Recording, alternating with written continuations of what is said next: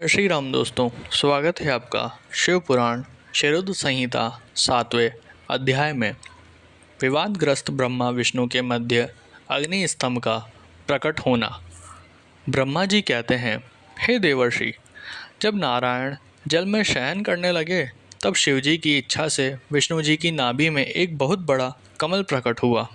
उसमें असंख्य नाल दंड थे। वह पीले रंग का था और उसकी ऊंचाई भी कहीं योजन थी। कमल सुंदर, अद्भुत और संपूर्ण तत्वों से युक्त था।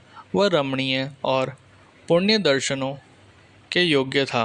तत्पश्चात भगवान शिव ने मुझे अपने दाहिने अंग से उत्पन्न किया।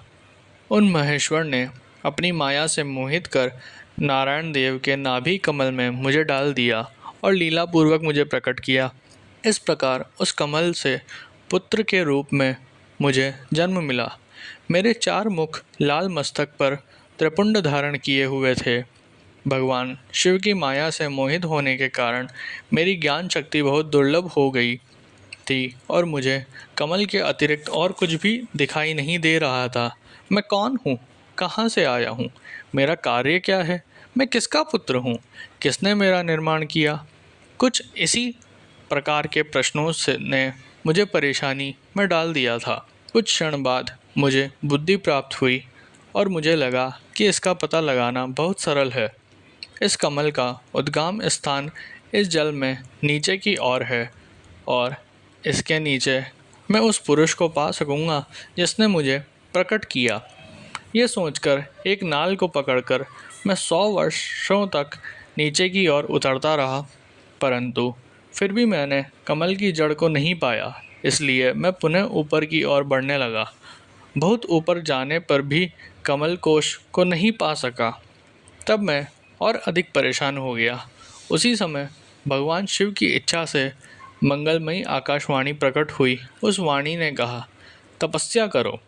उस आकाशवाणी को सुनकर अपने पिता का दर्शन करने हेतु मैंने तपस्या करना आरंभ कर दिया और 12 वर्ष तक घोर तपस्या की।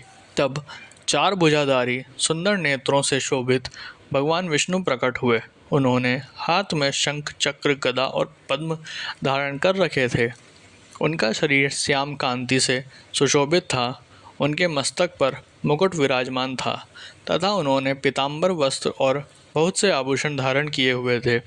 वे करोड़ों कामदेवों के समान मनोहर दिखाई दे रहे थे और सांवली व सुनहरी आभा से शोभित थे। उन्हें वहां देखकर मुझे बहुत हर्ष व आश्चर्य हुआ।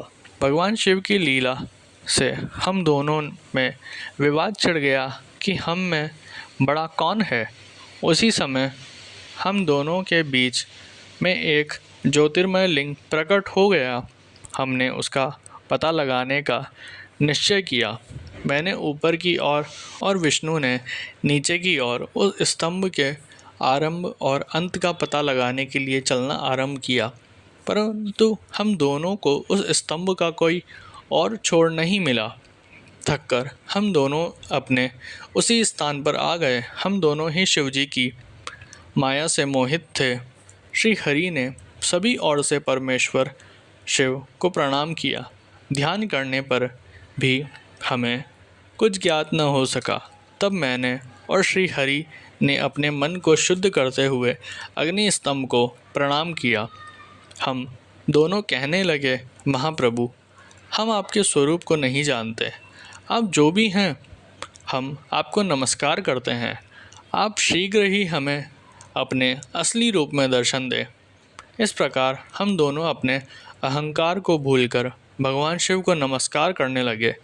ऐसा करते हुए 100 वर्ष बीत गए।